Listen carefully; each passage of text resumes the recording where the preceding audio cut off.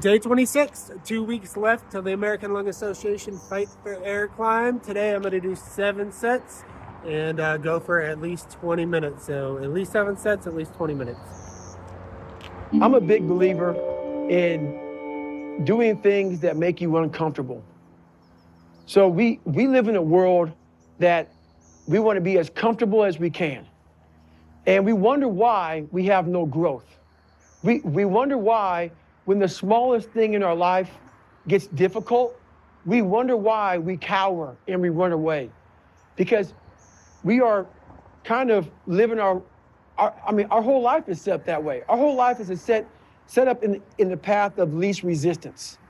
We don't want to suffer. We don't want to feel discomfort. So the whole time we're living our lives in a very comfortable area. There's no growth in that. So for me, I realized that. The reason I became 297 pounds is because that was comfortable. What was very uncomfortable was running. What was very uncomfortable was being on a diet. What was very uncomfortable was trying to face things that I didn't want to face. And I also realized when I was really big, I had no growth. Why? Because I was living comfortable. So I realized for me to find growth, I had to face all these different things that made me very, very uncomfortable. One thing I faced was running. I absolutely hated running. But I knew for me to grow, I had to do this thing every single day. I wanted to start callousing my mind. I wanted to start becoming a better person. And how you become a better person, how you gain mental toughness, how you become the person you want to be, is constantly facing the things that you don't want to face. If you constantly run away from things that you don't want to face, how is there growth? How is there mental toughness? I can give you a class all day long about self-talk, visualization, eat an elephant one bite at a time. But if you're never putting yourself in a situation to actually practice these things, you're never going to grow. I can't put you out there we're all going through a battle in our mind. A warrior is not a person that carries a gun. The biggest war you're ever going through is right between your own ears.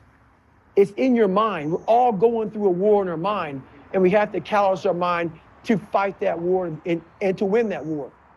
So, one example I can give you about callousing your mind, about doing things that make you uncomfortable.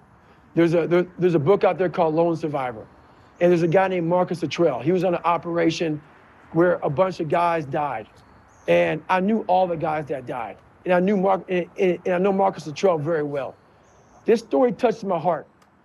And I basically went out there and found a foundation to raise money for it, called the Special Operations Warrior Foundation.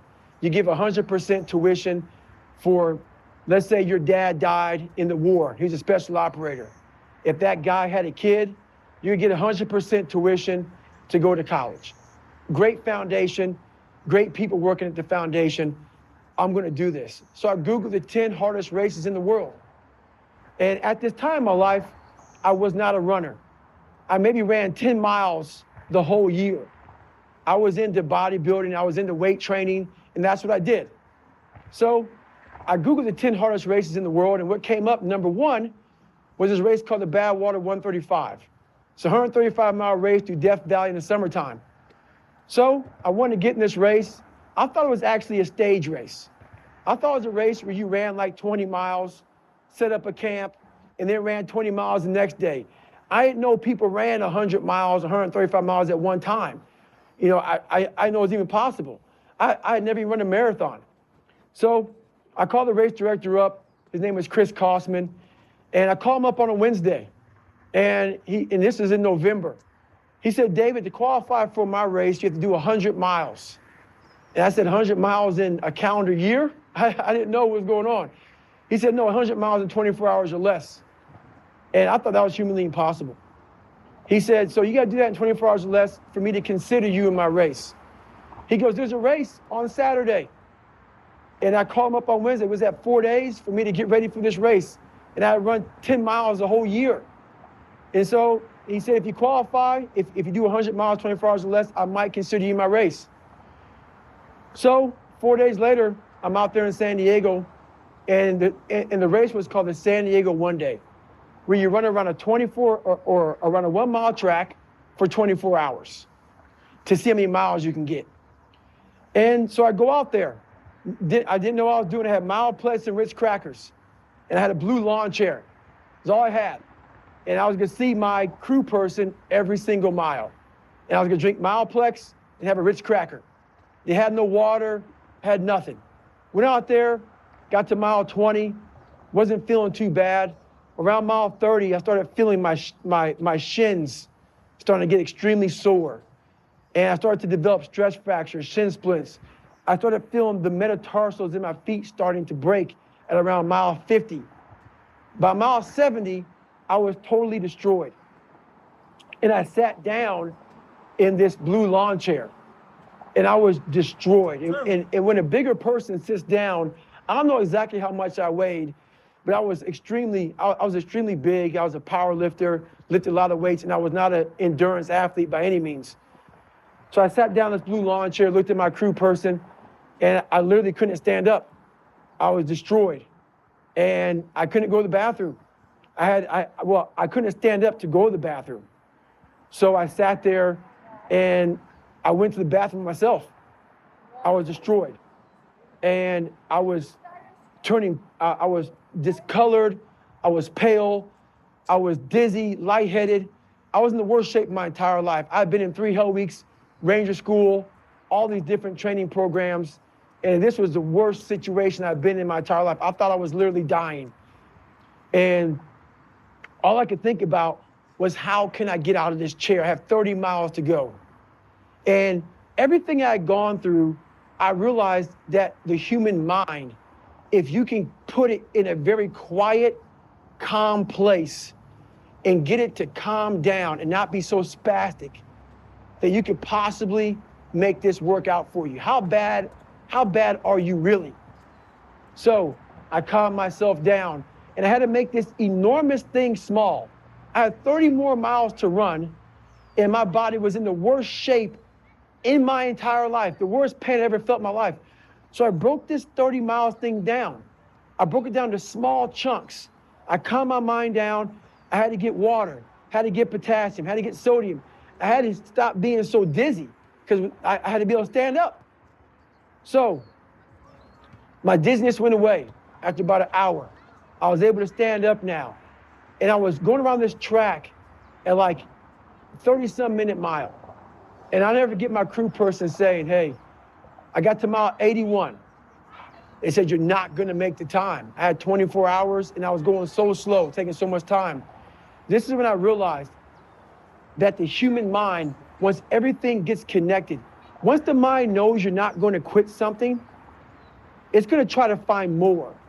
It's gonna try to give you more. Once it realizes you're not gonna take the path of least resistance, you're gonna stay here until it's done. My mind and my body and my spirit became one for the first time ever. For the first time ever, it became one. And I went to a level that I never thought was humanly possible for myself or anybody else. In that shape that I was in, I was able to run 19 miles. And I ran 19 miles, did 100 miles, actually did one more mile. I did 101 miles in 18 hours and 56 minutes. I'd overcome so many obstacles in my life, and this was the final crucible for me. And I got through it. And at the end of this race was such clarity to me. And it was just the most amazing thing I ever do in my life.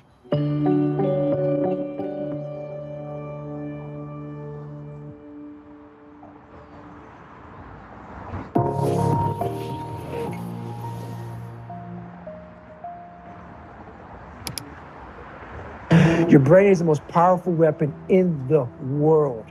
Once you put away your phones and your computers and all that we have nowadays, that's great. We're up to date. But your brain is the only thing you have when you're going through depression, when you're going through hard times, when you're going through death. Real life, you can't Google that, man. You're alone. You're alone. You may have a shrink you're going to, you may have a best friend you're going to, but there's 24 hours in the day where you're alone in this brain, and your brain is talking to you in all kinds of ways, and it wants to control you and pull you in these different pockets. If you can't control your own brain and your brain controls you, You got to tell your brain where you want to go and how you want to go and how you want to get there. You got to control it. If not, it's over. What existed for me was, okay, man, how am I going to make this work? And all I knew back then was hard work. The only way anything gets accomplished. That's all I heard back in those days. You got to work hard. You got to work hard. I'm not getting I can't get this paragraph. I can't remember what the f***'s in this paragraph to pass this test to get in the military. Read it again. Still not getting it. Read it again. But if you're not getting it, write it out. And that's how I started learning. Okay, well, I got to write out everything I do. And then write it out again. And write it out again. And guess what happened?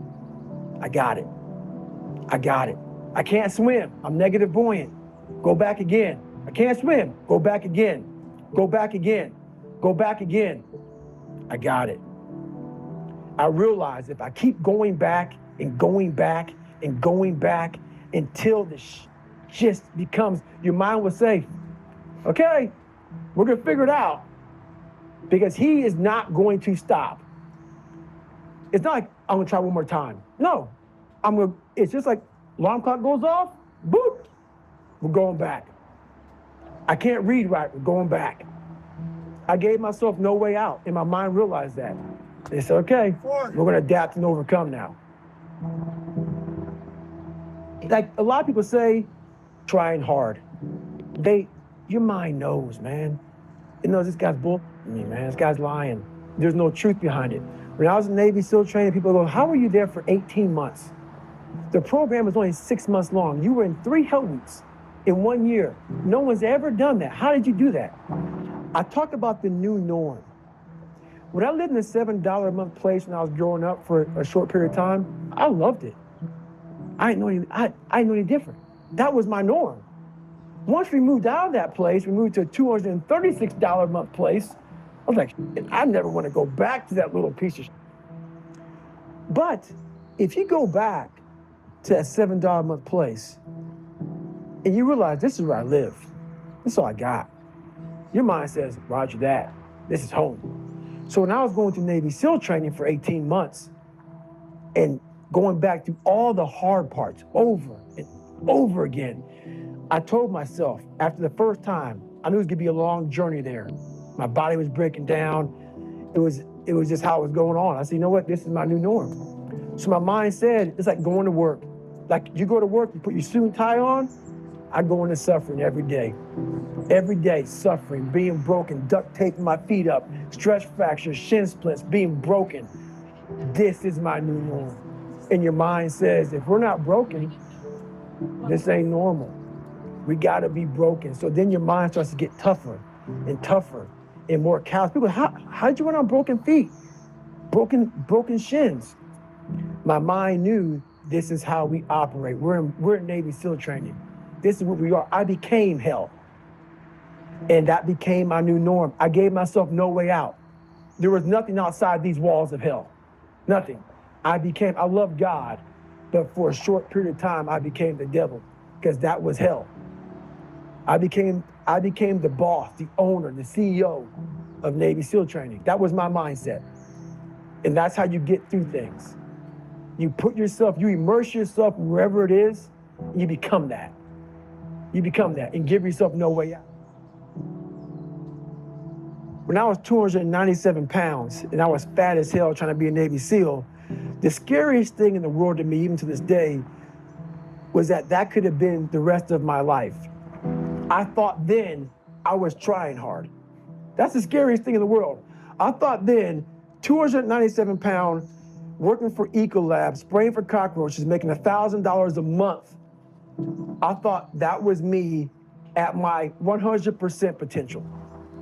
Come to find out, a few years later, I wasn't anywhere near that. 106 pounds less, graduated Navy SEAL training, went on to do all these other things.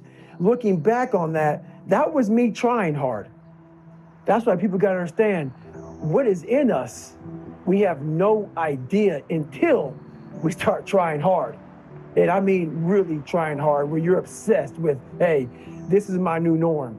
My new norm is that, wow, this isn't always fun. It's not always meant to be fun. And that's when you know you're trying hard. People hear my story and think this guy is sadistic. I realized how the brain works. I figured out how the brain works. I'm a scared kid, and that's what gives me so much power. I had no foundation, and I built this off of just researching the mind. The feeling you get is basically invincibility. You realize that you can't do it all the time. When you need to do it, I know I can go to a place that I can live in. And when you know that you can run on broken legs and you can do certain things that a lot of people can do, but they're not willing to do, this power, this sympathetic nervous system of fight or flight, and you're fighting, it gives you this charge of energy of when you're sitting there at 3:30, 4 o'clock in the morning and you're duct taping your feet up because they're broken, and you're doing it by yourself, and you're going through arguably one of the hardest training in the world. And these guys, most of them are healthy, and you're going through it broken, and you're already at a disadvantage, but you're still there. You can feed into that and tap into that for a lot of power. But if you look at it, well, I'm broken, man. Like, I'm not gonna make it. But if you look at it as, man, I'm broken and I'm still here, and I'm fighting, and I'm gonna find a way to get through this, because I have no other place to go. It gives you a lot of power. When things start to suck really, really bad, my brain and a lot of people's brain, they don't go to your dad beating you up. Your brain says, we gotta get out of here. This is miserable. So anger goes away a lot of times when you're suffering, because your brain just says, we gotta run, we gotta go. So that anger is not popping up saying, oh, I wanna show them, I wanna show those people. No, there has to be a much deeper. When I say deeper, it has to be down to mineral soil. It has to be down to that nice mineral soil where nothing can burn. You can't burn dirt. So it has to be down that low, that literally is something in you that's at the core of your soul. But you don't find it unless you spend a lot of time with what you want to be in life. I can't give that to you. Right. You can't give it to somebody. When you find your true passion in life, and my passion for me was like, oh, I want to be, I don't give a Navy SEALs, Army, I don't give a shit.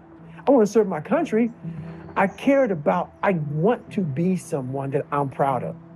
I want to look at myself in the mirror because I was so disappointed. That accountability mirror I talk about, I was so disappointed in what I saw every day. I wanted everybody to love David Goggins. And a lot of people did. I didn't love myself. But I knew a lot of us want to find peace first. So people say, man, you always talk about this suffering and pain. And I'm at peace right now because I went through that. You don't find peace first. If you do, Merry Christmas. More power to you. More power to you. I found peace on the opposite end of finding myself. And no one really finds themselves without going through trials, tribulations, suffering, accountability. And accountability is suffering. Being accountable every day for doing right for yourself, for the people next to you, it's miserable.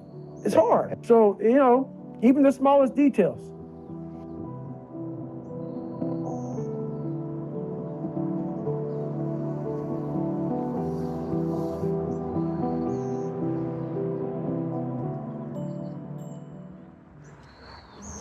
A lot of you are trying to find inspiration and motivation with a depressed mindset. You're depressed because you're not doing shit with yourself. You don't find inspiration by not living in the grip of life. You need to live in the grip of life to find inspiration. Put challenges in front of yourself. When you put a challenge in front of yourself and you attack it, that's when you find inspiration. Try to be 10% better than you were last week. So if you're running 30 miles a week, run 33. If you're swimming 500 meters, swim 550. If some of you aren't doing shit, you're 10%, just getting off the couch. The more you walk away from accountability, the weaker you become. Find yourself in the grip of life. You can't find yourself by doing nothing. Let me see if I can fix myself. So I said, if I can just walk one more mile after being in the worst shape of my entire life, this would change everything for me mentally going forward. From this kid who came from dirt, nothing, who couldn't read until he was a junior in high school and is now here. I walked a mile. I said, maybe I can walk one more mile. Maybe I can walk another mile. At mile 81, my ex-wife looked at me and said, you're not gonna make the time. When your mind knows it's not going to quit, and this is what I found out, this is my 40% rule. When your mind knows it's not going to quit, your body will adapt to whatever is in front of it. I ended up running 20 more miles. I did 101 miles in 19 hours and 6 minutes. And that one day changed, 19 hours. It wasn't SEAL training, it wasn't Ranger School, it wasn't Delta Force, it wasn't any of that crap I went through.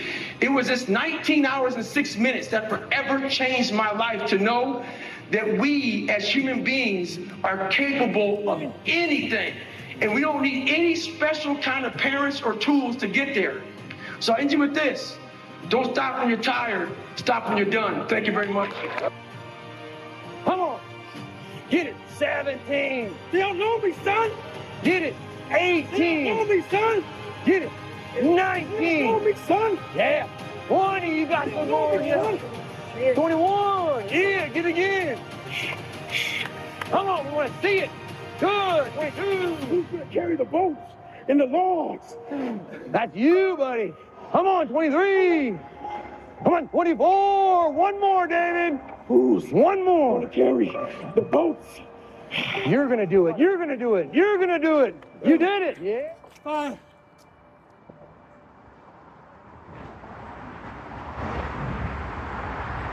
One thing that changed my life is my grandfather.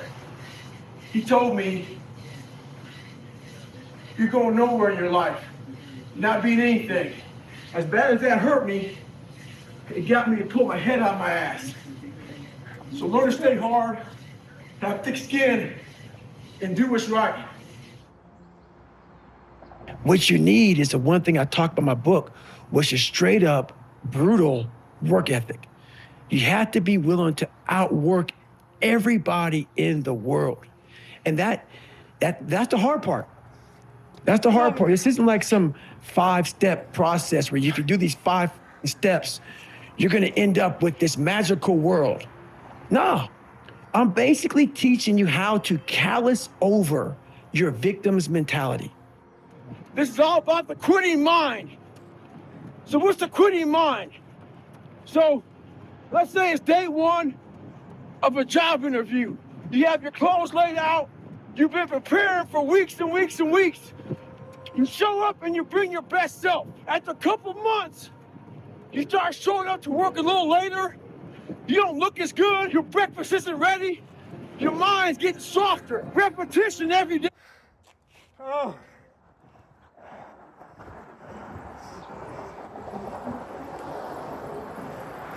That was a little bit faster than yesterday, I think.